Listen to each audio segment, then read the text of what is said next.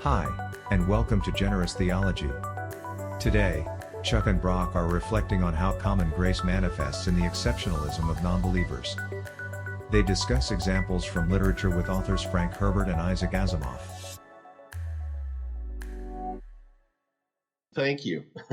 I think it's going to be really interesting to see where that series develops. There's one other aspect about Asimov's foundation that is extremely intriguing, and that is developed the trilogy into, I believe it's a 6 or 7 or 8 book series in total. It might even be more with some other novels after his death. I'd have to go back and check. But his first 3 novels largely focused on the supremacy of the scientific man. Now, when he picked up his pen and paper several decades later to write the additional material in this series, there was a striking change in the following novel. The man of science was now portrayed as perhaps a lesser stage of evolution. And in fact, if you remember that mule character that we had just talked about, it turns out that the men of science, the psychohistorians, had grown in their understanding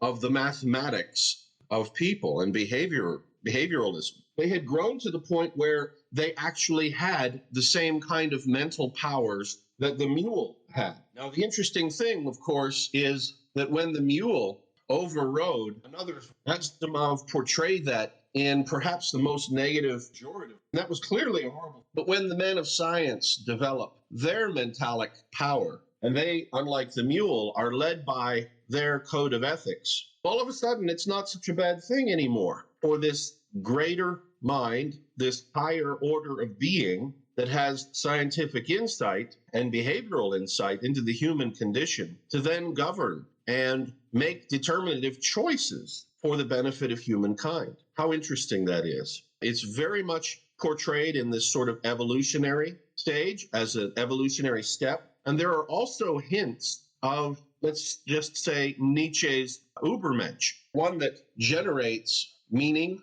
and values out of the raw data of what is. Now, does that completely fall out of an explicit part of his writing? Hard to say. I could be reading more into that. But it's amazing how once you've studied the classic themes of Western philosophy, you can see them manifesting in art, in drama. And so Asimov's foundation here is just a beautiful example of that. Now, the other one that we talked about was Frank Herbert's Dune. And so I have some ideas there and want to open that. I wanted to just throw it over to you. Your view of things. I'm not sure that you've read Dune, but maybe you have an idea of the impact, the world of how you've seen it impact others. And if not, I can just jump right in. So I'm feeling out here. Let me know if you want to kick that off. You can go ahead on Dune. I will admit that I first picked up Dune. I think I was only, 9 years old, 10 years old. It was before I moved from New Jersey to Iowa, which happened a few months before my 11th birthday anyway. So I was 9 or 10, and I was too young, and I didn't finish it. And I've never picked it up since, although I really should. And my oldest son, again, the same one who's the big Asimov fan, has really encouraged me to pick it up, and so I will. But I have no sense, really. At least with Foundation, I'd read it and had discussed it more recently. With Dune, I don't really have a sense of it. So I'd be interested in hearing what you have to say.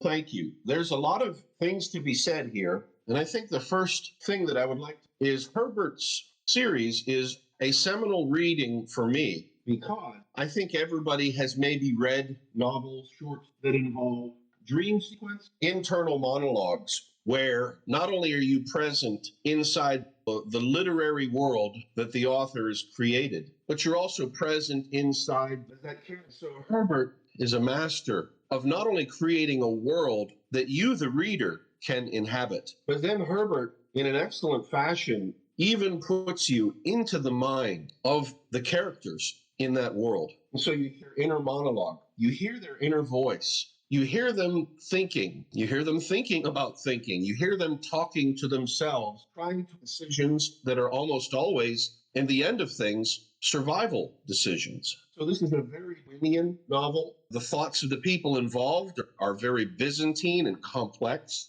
Think of a plan within a plan, a web within a web, deceit within deceit. And here you are privy to the innermost domain as they try to solve these complex social problems, which are really life and death struggles. So there's a lot to read there and a lot to enjoy. One thing about Dune that also struck me was its godless nature.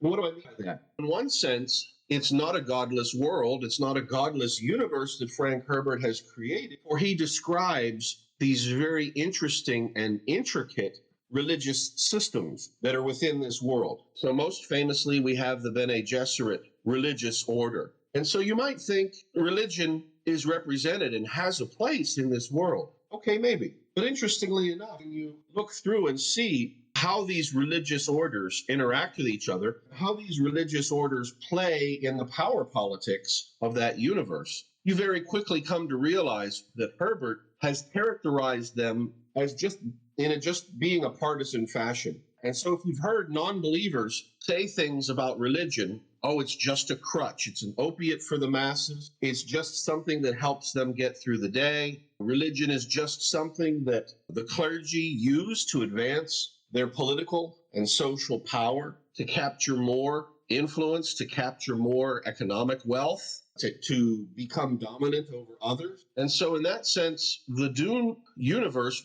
read very cold to me as a Christian. It read to me very much as an existentialistic type of novel. All of the characters were thrown into this world like a dog without a bone, goes the famous song. You have a lot of this absurdity. You have a lot of this survival of the fittest. Everything's a life and death situation, including intimate relationships. As a matter of fact, except for perhaps one or two of the main relationships, such as, for example, the relationship between Paul Atreides and his father, the Duke Leto, and except for perhaps the Duke Leto's relationship with Jessica, his wife, his concubine. And with the exception of two or three others, it is practically a universe of man-animals, where people are nothing more than instinctual beings trying to out an edge that allows them to survive in a very harsh and unforgiving reality.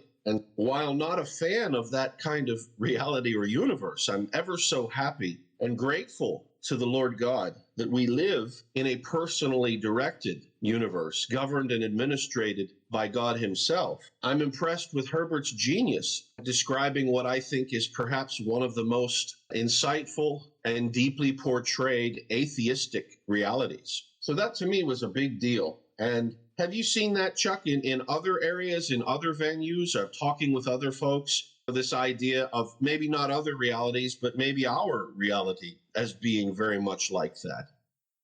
Yeah, yes. How would I put it? I think it's a common theme in a lot of art, whether it's film or whether it's literature, whether it's television, where you're on a quest, you're looking for something. And often the reason you're looking for something is because there's a feeling of meaninglessness. And depending on who the author is, sometimes you have more optimistic folks who have ideas of we can fill that abyss with this or that or the other thing. Sometimes you get extremely pessimistic folks who like, there's nothing. The abyss is real and there's nothing there and too bad. I think the movie from a Western from a while back called The Unforgiven was often described that way. And when I saw that movie, I thought that was a little bit of what was going on. But the idea was we all have this abyss in our hearts, this what Pascal called an infinite abyss. But Pascal believed we had an infinite and immutable object of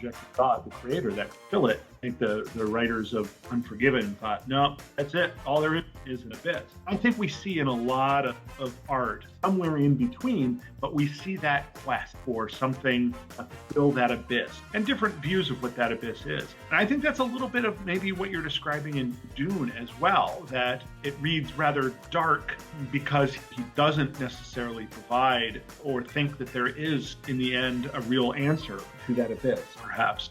I think that's a pretty common theme in a lot of literature that we can dig up. In fact, I think the whole idea of the novel really started because of this idea of a quest, going all the way back to Cervantes and Don Quixote. That was, some people say, the first novel, and it was really about Don Quixote's quest. What does he find along that quest? And we see that theme in all sorts of literature right up to this very day.